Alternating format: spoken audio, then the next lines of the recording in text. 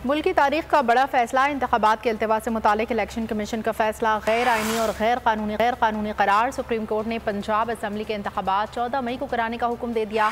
अदालत ने election programme 13 दिन आगे करने की हिदायत कर दी। 6 सफ़ात पर मुश्तमिल तहरीरी हुक्मनामा भी जारी। वफाकी हुकूमत को 10 अप्रैल तक 20 अरब रुपए फराहम करने का हुक्म दे दिया। सुप्रीम कोर्ट का बड़ा केस में बड़ा फैसला, पंजाब असम्बली के इंतखाबात 14 मई को होंगे। इलेक्शन कमीशन का फैसला गैर आइनी और गैर कानूनी करार।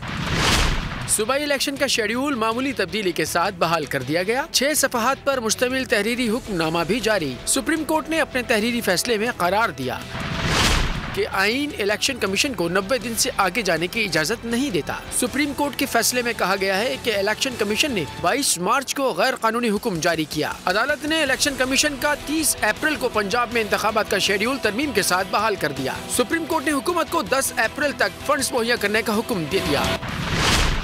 पंजाब की निगरान हुकूमत, चीफ सेक्रेटरी और IG 10 अप्रैल तक इलेक्शन की सिक्योरिटी का मुकम्मल प्लान पेश करें। वफाकी हुकूमत को 21 अरब जारी करने का हुक्म दे दिया है। 11 अप्रैल को इलेक्शन कमीशन फंड्स वसूली की रिपोर्ट अदालत में जमा कराए। इलेक्शन कमीशन की रिपोर्ट बेंच मेंबरान के चैम्बर में दी जाएगी। फंड्स जारी न हुए तो अदालत रिपोर्ट की रोशनी में मुनासिब हुक्म जारी करेगी। अगर वफाकी और निगरान हुकूमत ने इलेक्शन कमीशन की मुआवनत न की तो कमीशन सुप्रीम कोर्ट को आगाह करेगा। तहरीरी हुक्मनामे में मजीद कहा गया है कि सुप्रीम कोर्ट ने अपने फैसले में इलेक्शन शेड्यूल दे दिया, जिसके मुताबिक कागजात नामजदगी 10 अप्रैल तक जमा किए जाएंगे। अपील फाइल करने की आखिरी तारीख 17 अप्रैल होगी और अपीलों पर नजरसानी 18 अप्रैल तक होगी। उम्मीदवारों की हतमी फहरिस्त 19 अप्रैल को जारी की जाएगी। उम्मीदवारों को इलेक्शन निशानात 20 अप्रैल को जारी किए जाएंगे। तहरीरी हुक्मनामे में कहा गया है कि वफाकी हुकूमत इलेक्शन के इनेकाद के लिए हर मुमकिन सहूलियात फराहम करे। पंजाब में इजाफी सिक्योरिटी के लिए इकदाम किए जाएं। इंतखाबात का मुनसिफाना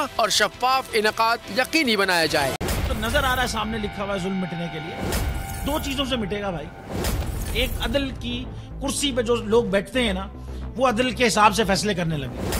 दूसरा, कौम निकल खड़ी उस जुल्म के खिलाफ, तो जुल्म खत्म हो जाएगा। या इन दोनों में से कोई एक चीज हो जाए या दोनों हो जाए। अगर 420 का मुकदमा था, उस वक्त अदलिया में जो लोग बैठे हुए केस देख रहे थे, वो पूछते ना यार चीट हुआ कौन है। जब उनको दिखता कोई चीट नहीं हुआ, केस खत्म कर देते। तो जालिम जुल्म कर ही नहीं पाता। 9 जजेस ने नोट बिफोर किया मेरे केस को यार, 1.5 साल चला। शख्सी जमानत का केस, सेम केस इस्लामाबाद में कर दिया। एक ही इल्जाम पे 2 केस हो नहीं सकते भाई।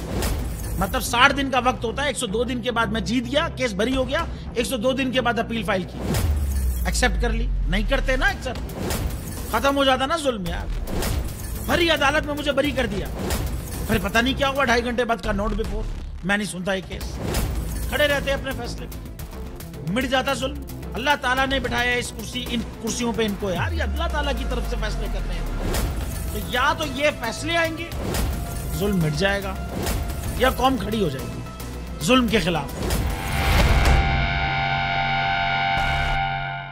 सुप्रीम कोर्ट के मंसूर अली शाह साहब जस्टिस एक ऑर्डर पास किया उनकी बेंच ने, और उस ऑर्डर के अंदर उन्होंने बड़ा क्लियर बता दिया कि जी बरियत की जो दरखास्तें हैं वो कब कब लगेंगी। उसमें से एक वजह उन्होंने बताई कि जी जब कोई क्राइम ही ना हुआ हो तो बरी कर दें, ताकि अदालतों पे बोझ ना रहे, वो केसेस चलते ना रहे।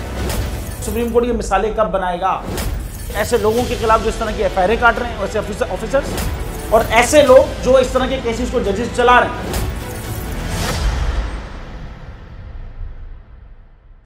रहमत का महीना आ गया है, बख्शिश का सफीना आ गया। होगी मुलाकात उलमाए दीन से, जो देंगे इत्तेहादे बैनुल मसालिकीन का दर्स। जिक्र होगा अंबियाए कराम, रमजान की स्पेशल ट्रांसमिशन रमजान में।